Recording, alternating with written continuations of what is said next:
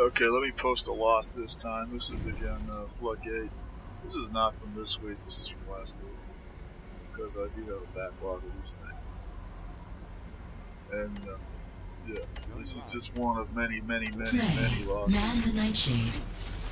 I mentioned before, you know, I do try to get on the weak team when I get on, and unfortunately that does tend to make it playing a lot of losses. I'm not so incredibly great that I can turn these matches over quite often.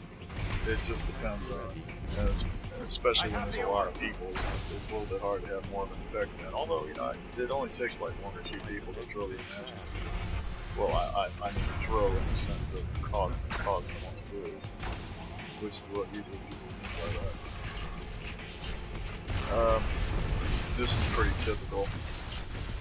Floodgate again, you know, you're basically just making judgment calls. You know, if you want to go after the flood node, or if you want to go after the center. And after that, it's just a matter, once you get where you think you need to be, after that, it's just a matter of staying alive long enough to do something useful. Want to keep looking at the mini-map, keeping an eye on the Floodgate counter, keep an eye on the center node and the prime nodes. Right now we're doing quite well. We got the red orb there trying to come in. I like to chase the red orb up here. In that case, he made it easy for me by losing his link and falling down. All I had to do was run him over. I've got the orb. I mean, having some pretty good luck with this hamster ball. I think on the avalanche level a couple of times I've gotten some pretty good kills with it. You can the hamster ball when you do the hamster ball attack where he's spinning around as he slams into vehicles and stuff, can do a heck of a lot of damage. If you're lucky enough to get a good shot at it. I'm surprised I managed to recover that vehicle. It's a little hard to do because you have to have a clear approach, and the vehicle doesn't really respond, you know, incredibly fast to the controls, although it can move in any direction at any time. So you have to get.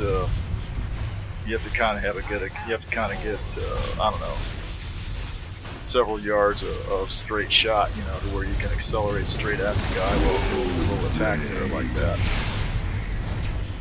But you know, if you get a little bit of room to accelerate in and slam straight into the side of a hellbender, for example, you can send that you can flip the hellbender over a couple of times and do quite a lot of damage to him. Although I don't think you can get a one-hit kill on a fully charged hellbender.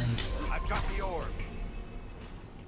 You can probably get a one-hit kill on a scorpion possibly. We just lost our prime.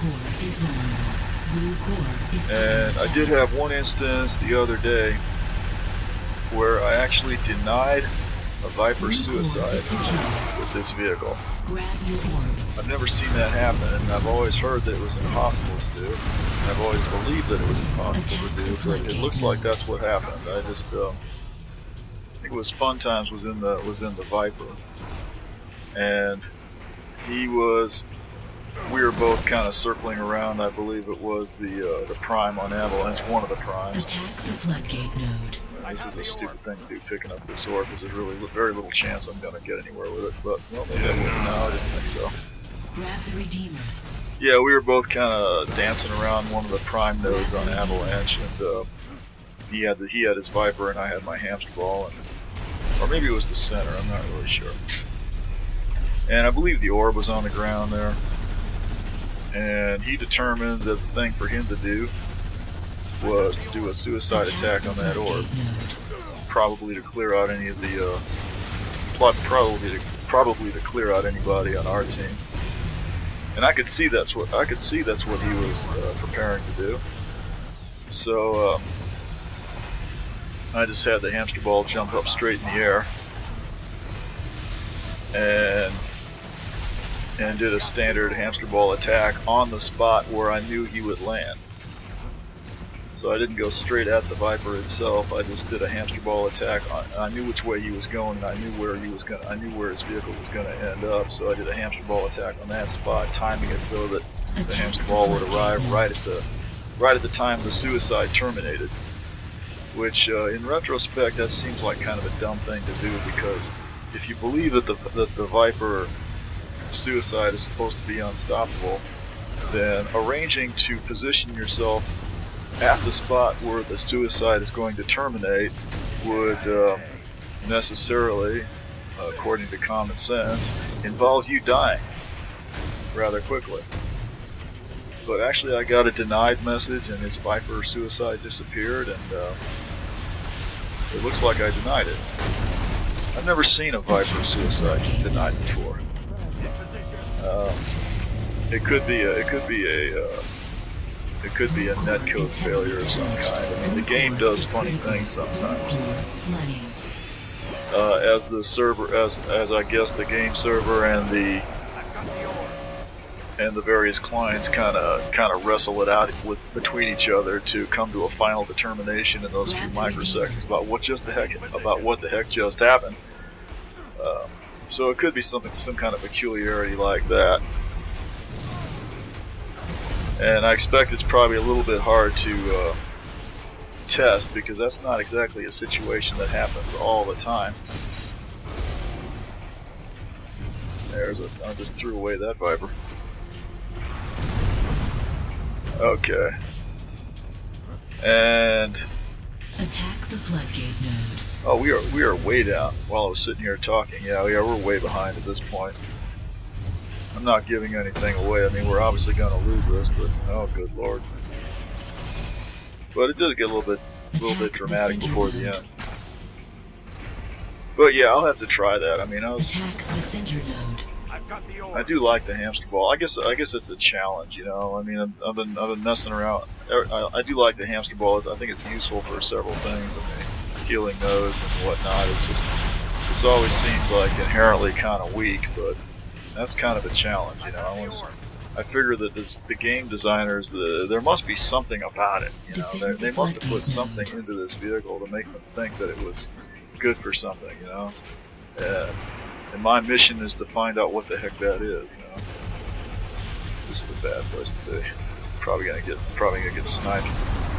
Oh yeah, or just shot by the nemesis, you know. Yeah, so down to 38 points, and I'm basically hanging around our prime, trying to keep red from taking it. This guy on foot's coming after me, I'm sure. Oh, there's the red orb. Absolutely. Right on time. We are going to start making a little bit of a comeback here. I believe we're actually going to put some damage on the red core. Not just yet. This is probably due to somebody getting on the server halfway through the game. I think little or me,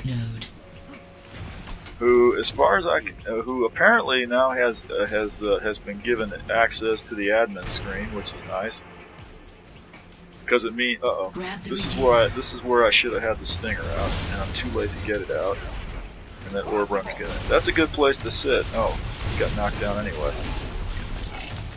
Attack the floodgate. I like to sit on that balcony out there with the stinger out, because it gives me the opportunity to shoot the orb runner down when he comes up over that bridge, which is one of the main routes they like to take. But I actually pretty rarely get the opportunity to do it, because you know they don't necessarily have to come that way, and you have to be looking the right way, or else you're gonna miss it, because stuff happens fast. You know, I mean, what usually happens more likely and more often is that I get out there and then discover that while I was screwing around trying to position myself out there, meanwhile the orb runner has already gotten through the door some other way, and he's getting ready to cap the prime while I was staring across the map the other way there. That happens a lot. So yeah, once again, you know, you have to keep one eye on that mini map pretty much all the time, because you know you can't just look around and see what's going on half the time. You know, stuff goes on behind you. Oh, here he comes. Blue core is And lowered. failed at 9 Attack again. the prime node. If I was any good with shot combos or something, or the sniper rifle, I'd probably be better off using that stuff. Every once in a while, I do manage to deny people with the black cannon, or even the other weapons.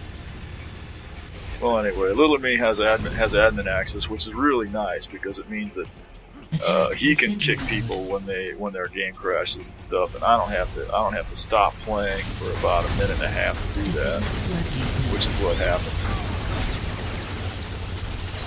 I'm glad they started giving people admin like that. It's very helpful. Grab the Redeemer. And aside from that, he's sort of taken on the role of calling for people to switch sides when the games become too uneven. Although I think he secretly connives to keep me on the weak team. I'm pretty sure he does. I think it's a huge conspiracy on his part.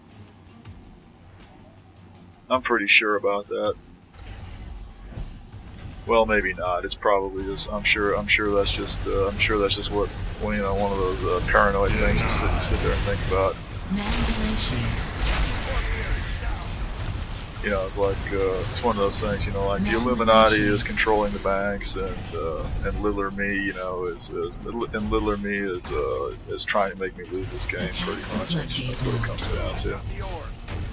I don't think I really need Littler Me's help with that. It's pretty much just a matter of who's on your team and how they're playing that night. I usually feel like I can look at these games. Oh, there's somebody's laid a spider mine out there. I usually feel like I can look at the list of players on each team and make kind of a guess about how the match is gonna go, but I can't really go into a whole lot. Oh God, I should have had the stinger out right there. I could have knocked him right off of that board. I'm just going to trust that he gets shot down before he gets to the prime, but it's not going to do me any good because I'm going to catch a sniper rifle right there. I usually feel like I can make a bit of a prediction about how the match is going to go just from looking at the names on the list on the two teams, but yeah, I can't get into much detail about it because to a large extent it is unpredictable because you don't know how people are playing that night. You don't know how cooperative they're feeling, and every map gets played a little bit differently. And when you start getting combinations of players together, it becomes a little bit unpredictable about how that particular combination is going to come together and cooperate. Some people are really good at cooperating, some people are not so good at cooperating. Some people's playing style complements the playing styles of other people. And I don't know why I got out of that vehicle. I must have thought he was going to whip out an Avalon or something. I'm trying to keep this pier between me and the walker while I maneuver to get to shoot at these people. I'm going to manage to get away from them for a moment. Man the Nightshade. But now I'm going to screw up and I'm going to get a little bit too far to the back and that walker's going to get me right there. So yeah, I mean, I regularly look at the team list and decide to make a prediction about how the match is going to go, but yeah, I don't put a whole lot of stock in that because I can't really tell. Attack the Floodgate node. Well, I guess I should say I feel like I can predict to some extent how the match is gonna turn out, but exactly how it's gonna get there is a little bit hard to tell because even if I feel like I know what's gonna happen, I can't really say for sure how it all works out in all its details because just because everything that's going on is spread out over this huge map. Well, it's not huge compared to some video game maps, but it's bigger than it's big enough to where you can't see everything that's going on all the time. Attack the enemy prime node. Try that again. It's not like I can see what's going on the other side of the match while I'm over here, which is kind of important actually. But that's just one of the limitations with the game. Do this. Attack the enemy core. Red core is vulnerable. Now, if I were capturing this from spectator mode, like Littler Me does, maybe I'd get more of a feel for that. But yeah, that would definitely defeat the whole purpose of playing the game, which is what I'm here for,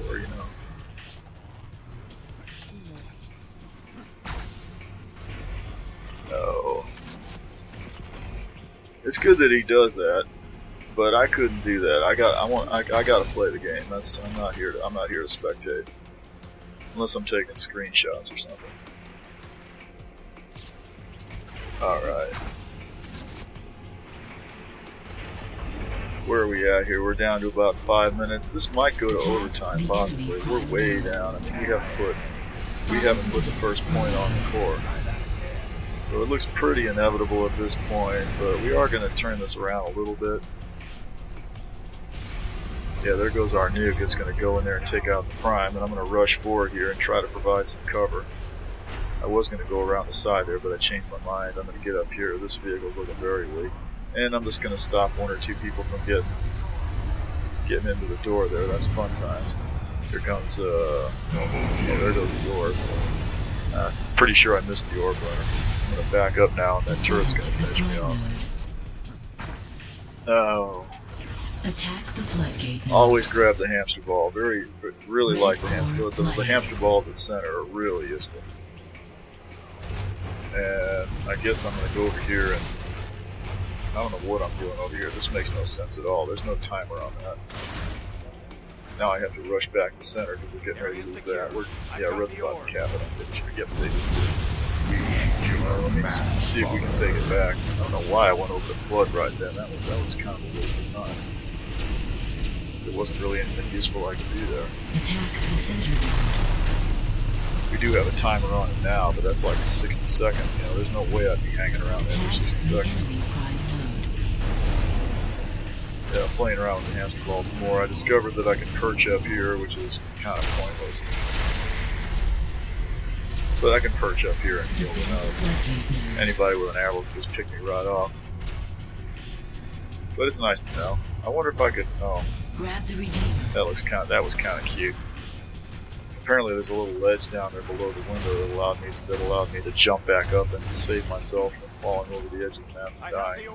Attack the floodgate node. Just trying to be careful because I was probably going to catch an arrow right there. That's a good place to catch an arrow when you grab the nuke and come back out and try to recover your vehicle. Especially if you're dumb enough to park it on the enemy side like I just did there. I don't want to just jump in there and use this nuke right away. I really want to use this nuke on the core because we definitely need the points. I have to balance that against the risk of staying in this vehicle and inevitably catching an arrow, which is what's going to happen if you stay in this vehicle too long. I'm just going to use the nuke. I probably should have held off on suiciding on that orb and just healed the node for a few seconds and maybe then tried to suicide on it if I saw a red come in. That is pretty risky because people come in and grab those orbs. People come in and grab orbs off the floor like that almost before you even know what's happening. So just playing it safe. We're doing much better now. We have an opportunity. Red core is secure. We put a fair amount of damage on the core at this point. We've lost the prime again.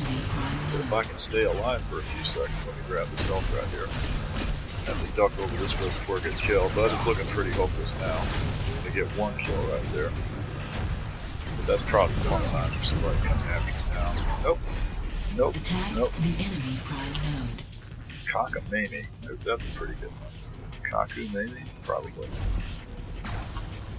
We are still looking better, but it's yeah. This is why I like this kind of game. It becomes very frantic at this point because you're looking at a score that's not really terribly out of line, but you've only got about a minute and a half to do something with it.